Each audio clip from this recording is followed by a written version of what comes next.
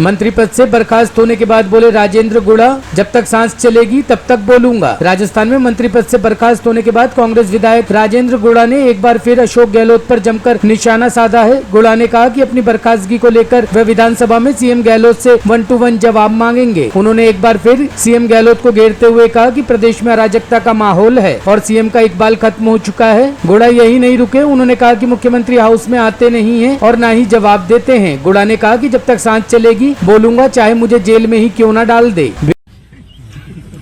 वो डालते उस मुकदमे में चाहता हूँ कि डाले जेल में। पब्लिक तो साथ रहेगी, पब्लिक के लिए लड़ता रहूंगा, मेरी तो फितरत है। मुझे आपको बताऊं, मुझे बर्खास्त मंत्रिमंडल से कर दिया, चाहे मुझे जेल में डाल दें, चाहे मुझे, जब तक जिंदा रहूंगा बोलता तो रहूंगा। कभी भी एक दिन भी सरकार की बढ़ाई नहीं। मैं बोलता रहा हूँ, मंत्रिमंडल की मीटिंग में भी बोलता रहा हूँ, मैं विधानसभा में बोल रहा हूँ, उसका खामियाजा भी मैंने भुगता है। लेकिन मैं जब तक मेरे अंदर मेरे दिल धड़केगा मैं बोलूंगा, मेरा सांस चलेगा तब तक बोलूंगा। तो घटना के बाद आती है, लिपापोती कर देती है, डेड बॉडी दे देंगे, हम उसको जला देंगे। आज हमने कानून बना दिया विधानसभा में, शर्म नहीं आती। जो आक्रोश के अंदर ये लोग यदि दाह संस्कार आक्रोश में नहीं कर पाए कि साहब हमें न्याय नहीं मिला, इनको 5 साल की सजा कर दोगे, कोई इनके पास बैठ नहीं पाएगा, कोई आदमी विरोध नहीं कर सकता, कोई किसी को मार दे कुछ बोल नहीं सकता। आज आप किसी बात को प्रोटेस्ट कैसे कानून बना रहे हैं? कानून तो जो आपके पास उनके खिलाफ काम करना चाहिए था। आज ये लोग, ये सारे के सारे लोगों के खिलाफ ऐसा कानून बना दिया विधानसभा में, ये सारे लोग जेल में जाए। देखिए, महिलाएं हमारे प्रदेश में सुरक्षित नहीं है, हमारी बहन बेटियां सुरक्षित नहीं है। ये आंकड़े बोल रहे हैं कि हिंदुस्तान में महिला अत्याचार में राजस्थान नंबर 1 है। राजेंद्र गुड़ा नहीं कह रहा, रिपोर्टें बोल रही है, चीख चीख के रिपोर्टें बोल रही है कि हमारी बहन बेटियों की हिफाजत सरकार नहीं कर पा रही और किसी के अंदर खौफ नहीं है, डर नहीं है, इसके अंदर ये स्थिति है। राजेंद्र गुड्डा का महिला अत्याचारों को लेकर परसों विधानसभा में बताऊंगा क्या होगा। पूछूंगा राजस्थान के मुख्यमंत्री से, पट्टी बांध के पांव के बैठे हैं, एक छोटी पांव की पट्टी बांध के बैठे मुख्यमंत्री जी। बेटियां सुरक्षित नहीं है। गहलोत साहब से मैं कहना चाह रहा हूँ, ये बात को वो इस मामले में सुधार करना चाहिए था, उनको इस ध्यान देना चाहिए। ऐसे एलिमेंट है, ऐसे अपराधी है, लेकिन इनको तो काम ही था। पुलिस को तो मंथली लेने के अलावा कोई काम ही नहीं बचा। सारे आम दारू बिक रही है, सारे आम, और ये सारी की सारी अवैध दारू के रूट पुलिस एस्कॉर्ट करती है। पुलिस का काम ही है, पिकअप से पैसे ले लो, मोटरसाइकिल वालों से पैसे ले लो, मुकदमे के FIR दर्ज करने के पैसे, नाम काटने के पैसे, चालान करने के पैसे, और इनका पेट ही नहीं भरा, कीड़े पड़ेंगे। क्या होगा? विधानसभा के अंदर राजस्थान के मुख्यमंत्री से 1-to-1 जवाब मांगूंगा यदि हाँ विधानसभा में आएंगे तो। और परसों विधानसभा में जाके जिस तरीके से बोलूंगा सबको, क्या कर रहे हो तुम?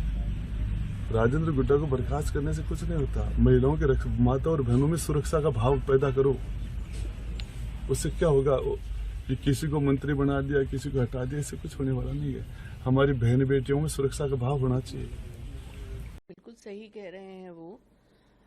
राजस्थान जो वीरों की धरती है, वहाँ इस तरह के अपराध, ये नेशनल क्राइम रिकॉर्ड ब्यूरो कहता है कि राजस्थान आज अपराधियों की शरण स्थली बन चुका है और महिला अपराध में नंबर 1 हो चुका है।